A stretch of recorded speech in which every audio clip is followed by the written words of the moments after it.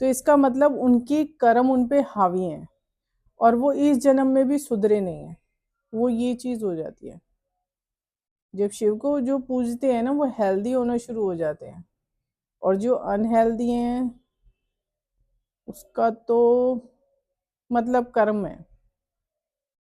क्योंकि उनके प्रारब्ध खत्म नहीं हुए हैं, इसलिए वो अनहेल्दी हैं, चाहे वो संत ही क्यों ना हो।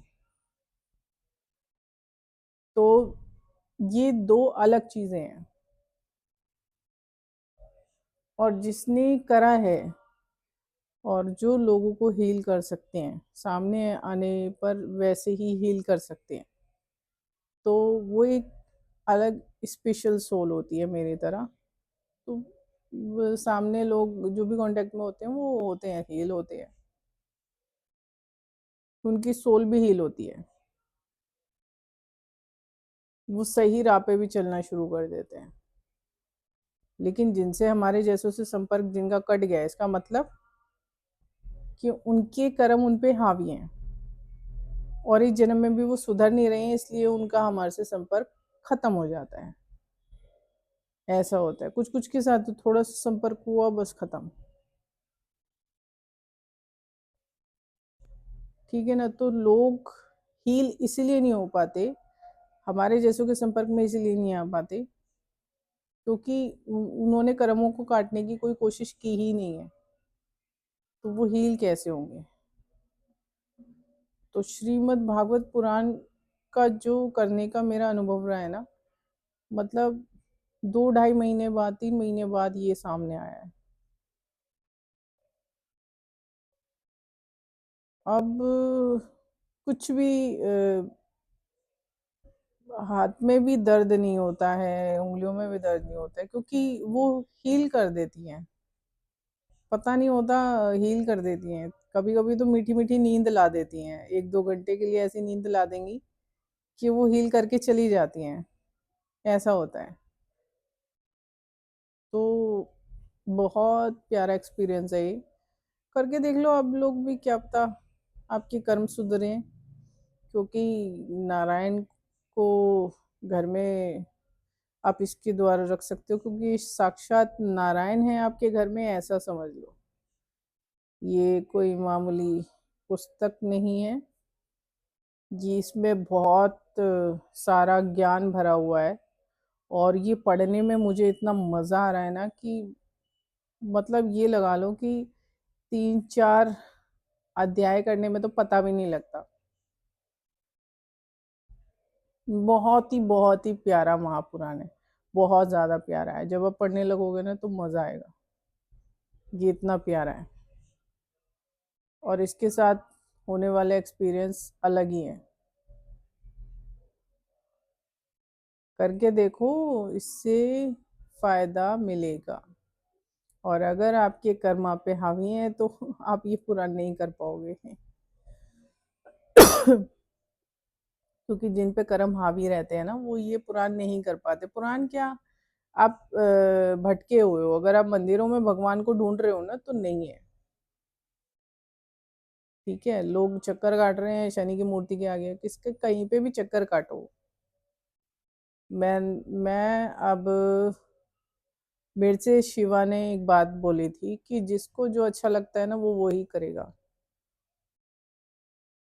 ठीक है, मेरी आदत थी पहले, मंदिर में देख लिया किसी को गलत तरीके से पूजा करते तो उसको टोक दिया, अरे तुम ऐसे नहीं ऐसे करो, ऐसे नहीं ऐसे करो। तो वो आदत मैंने छोड़ दी है अब अपनी, जब से शिव ने मुझे समझाया है। वो कहते हैं कि जिसे जैसे जो करना है करने दो, क्योंकि वो उसका कर्म है, वो भोगेगा। तो उसका कर्म उससे करवा रहा है वो सब चीज, तो मत बोलो। तब से मैंने बोलना बंद कर दिया, और मैंने बताना भी बंद कर दिया इसी वजह से। तो मैं सिर्फ ये कह रही हूँ कि अगर इस पुराण को आप पढ़ लोगे ना, इसकी जो शुरुआत भी करोगे ना, तो आपको बहुत ही मतलब बहुत मजा आएगा। इसमें बहुत चीजें हैं सीखने के लिए, बहुत सारी चीजें हैं, बहुत ज्ञान से भर जाओगे आप। अब कहोगे हम किस दुनिया में जी रहे थे अभी तक, मतलब किस तरीके से जी रहे थे, ये अलग ही है। पहले मुझे लोगों की सच्चाई समझ में पता लग जाती थी कि सामने वाले के दिमाग में क्या चल रहा है। लेकिन अब तो कुछ ज्यादा ही और दूसरी चीजें हो रही हैं। हालांकि मैं बताती नहीं हूँ किसी को भी, उसके दिमाग में चल रहा होता है मुझे पता चल जाता है, लेकिन मैं बताती नहीं हूँ। क्योंकि शिव ने कहा है ना, मुझसे उन्होंने समझाया है कि जो जैसे जो कर रहा है उसे करने दो। तो वो तब से मैंने छोड़ दिया है, शिव का हर कहना मानती हूँ। और अब से नहीं, कई सालों से। तो करके देखो आप, मज़ा आएगा। ये बड़ा प्यारा एक्सपीरियंस हुआ है मेरे साथ। आप भी करके देख लो, फिर देखो क्या होता है।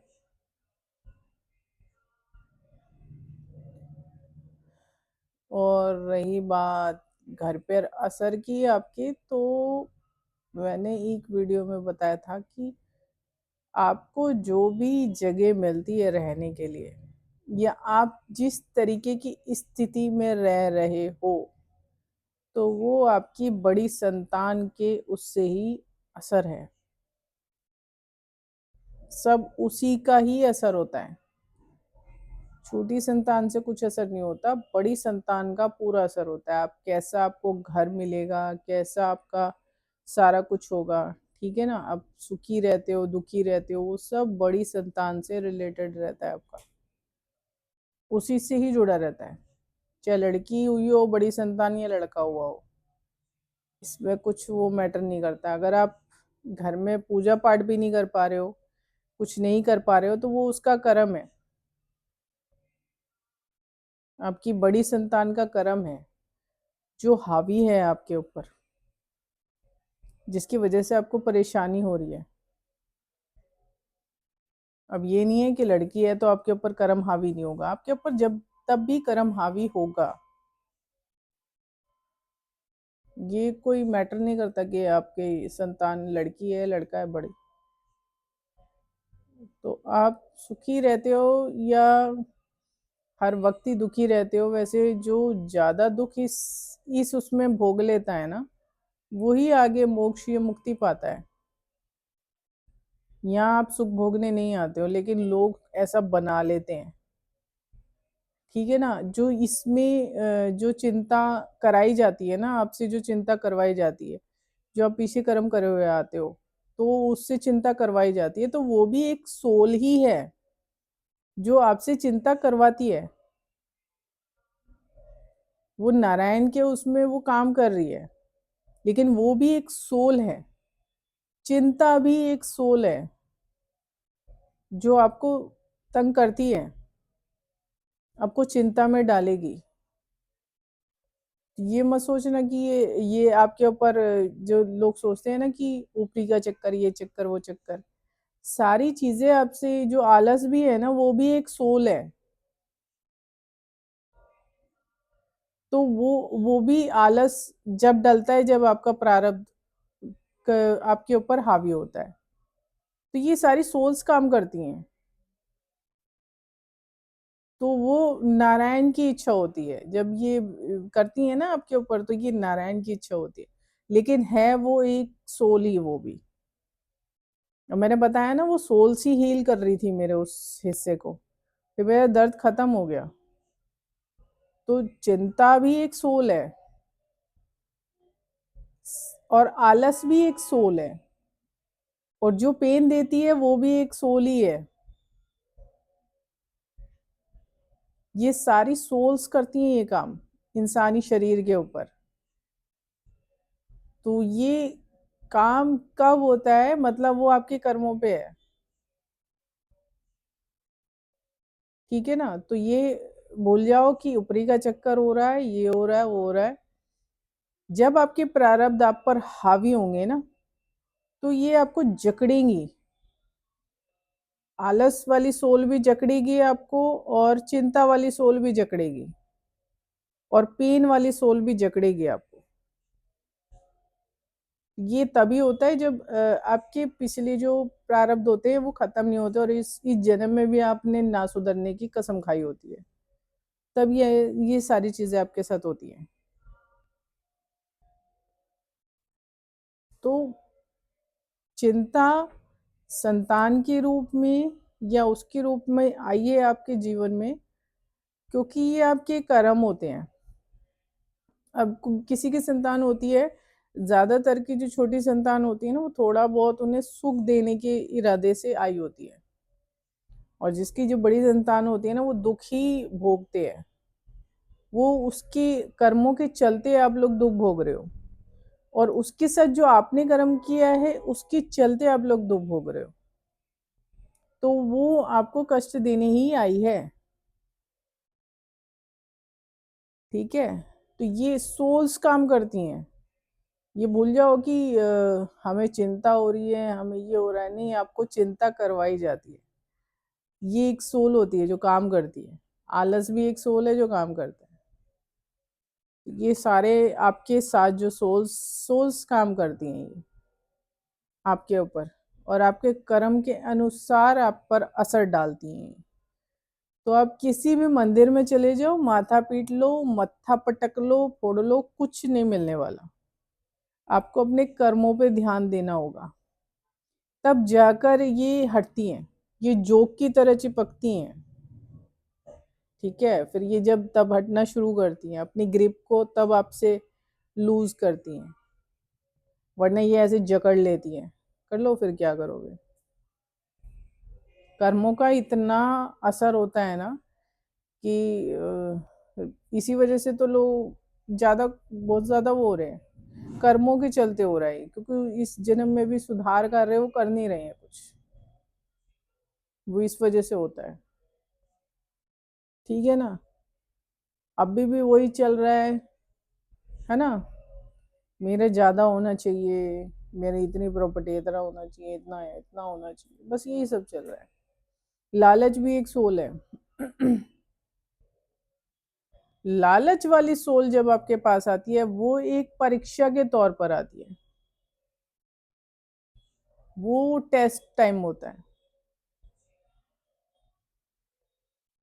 तो ये रहने दो कि आप हमें चिंता हो रही है, हमें ये हो रहा है। जब आप प्रारब्ध को काट लेते हो ना, तो फिर ईश्वर की तरफ ध्यान जाता है। तब आपके मतलब चिंता नाम की जो सोल है वो हट जाती है, वो आपके ऊपर से, दिमाग पे से वो हट जाती है। फिर वो चिंता नहीं डालती, जो ढेर सारी जो सोच है वो नहीं डालती। ये भी सोल है। आपके दादा परदादा तो क्या, पर दादा भी नहीं इन सोल से बचा सकते, अगर आपके कर्म हावी हैं तो। ठीक है ना, इसलिए अपने कर्मों को सुधारो और श्रीमद् भागवत महापुराण को अपने जीवन में लाओ। ठीक है ना, चलो, अभी के लिए इतना ही। हर हर महादेव।